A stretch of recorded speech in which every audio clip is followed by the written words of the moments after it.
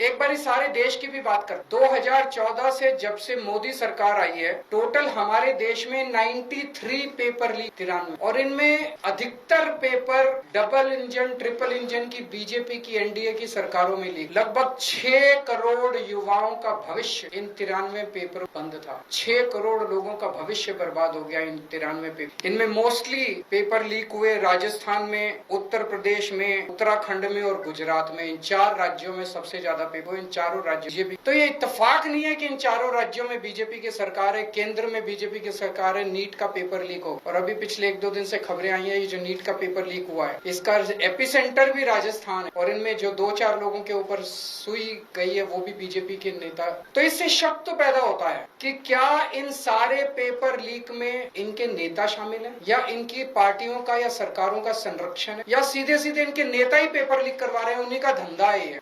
और अगर ऐसा है तो सीबीआई की जांच इसमें बेचारी क्या करेगी इसमें। तो मेरा जेनजी से सीधा सीधा, देश के युवाओं से सीधा सीधा पूछना है कि ऐसे ही चलेगा या कुछ करना है। ऐसे ही हर साल आप देखो, 2017 में पेपर लीक हुए, उसके 4 साल बाद 2021 में हुए, उसके 3 साल बाद 2024 में हुए, उसके 2 साल बाद 2026 में हुए, अब उसके 1 साल बाद 2027 में होंगे, और हर साल पेपर लीक होंगे अगर आपने कुछ नहीं किया। अगर नेपाल का और बांग्लादेश का जेनजी सड़कों पे उतर के अपने देश की सरकारों को बदल सकता है, जेनजी पेपर लीक करने वाले मंत्रियों को जेल नहीं भेज। मुझे अपने देश के जेनजी पे पूरा भरोसा है।